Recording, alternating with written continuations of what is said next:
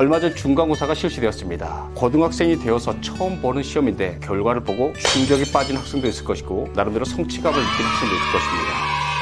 오늘 이 영상은 고등학생들과 고입을 앞둔 중학생들에게 공부의 방향을 알려줄 것입니다. 이번 중간고사를 실패한 학생들에게는 빠른 대안을 줄 수 있는 시간이 될 것이며 이번 중간고사에서 승리한 학생들에게는 자기 확신을 줄 수 있는 시간이 될 것입니다. 자, 대안과 확신을 함께 찾아볼까요?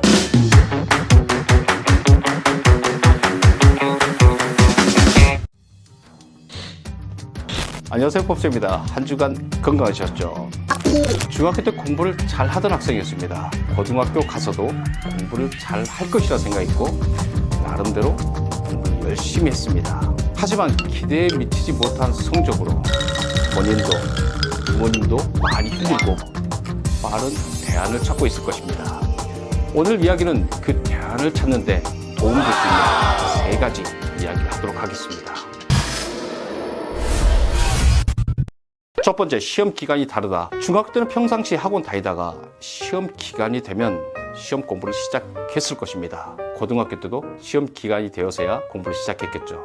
그것이 문제라는 것입니다. 고등학교 때는 시험 기간이 따로 없습니다. 학기가 시작되면 시험 기간이고 오늘 시험이 끝나면 내일부터가 바로 시험 기간이라는 사실입니다. 중학교 때처럼 단순함기, 벼락치기, 힌트를 기다리는 그런 공부는 이제 절대 통하지 않습니다. 학원 수업과 학원 숙제는 기본이죠. 누구나 하는 것이죠. 하지만 진짜 잘하는 학생은 학원 수업 플러스 학교 수업 플러스 학교 내신 복습까지 완벽하게 그날 마무리한다는 것입니다. 평상시에 학교 내신 복습을 80에서 100% 완벽하게 내 것으로 만든다는 것입니다. 주말에도 다시 한번 복습하고 자신이 부족한 약점을 보완하고 다음 주에 진행될 예습까지 한다는 것입니다. 즉 경쟁에서 승리한 학생들은 실패한 학생들이 시험 기간이 되어서 하는 공부의 양만큼을 아니 그 이상을 시험이 끝난 다음 날부터 학기가 시작된 다음 날부터 항상 시험을 염두에 두고 공부를 했다는 것입니다. 시험 기간은 따로 없습니다. 시험이 끝난 바로 다음 날이 시험 기간이란 사실입니다. 두 번째, 2, 3년 후를 먼저 실천하는 학생입니다. 중3 때부터 제가 지도하는 학생이었습니다. 고등학교 가서 더 열심히 공부하는 모습을 보여주고 있는 학생입니다. 그 학생이 저에게 질문했습니다. 선생님, 제가 이번에 1등을 하고 싶습니다. 어떻게 하면 될까요? 그래서 제가 질문했습니다. 너 지금 중3 때보다 더 많이 공부하고 있는 거 맞지?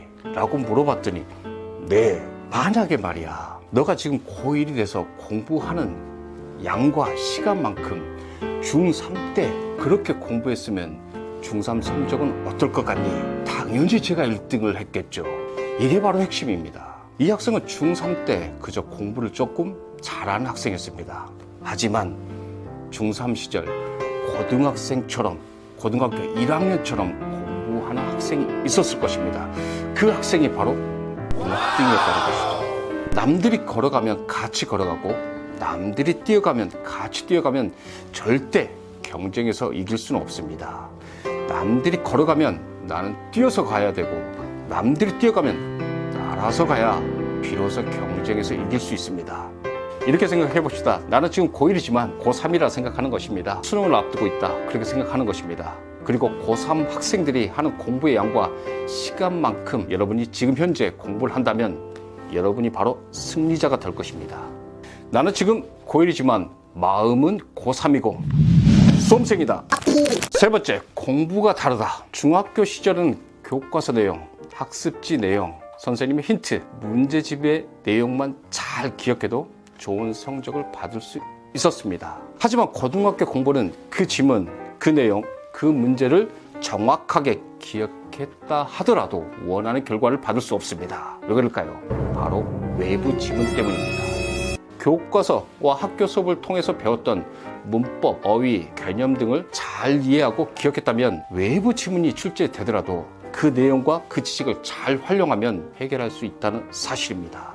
이렇게 비유하는 게 적절할지는 모르겠지만 한번 얘기를 해보겠습니다. 중학교 때는 찰흙으로 머그컵을 만드는 것을 배웠습니다. 중학교 시험은 그 머그컵을 아주 잘 만들면 100점이었습니다.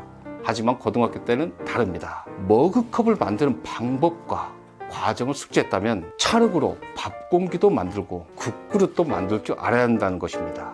이제 교과서 부교재 내용을 그대로 기억하지만 말고 배웠던 내용을 어떻게 적용해서 문제를 해결할지에 대한 고민이 필요하다는 것입니다.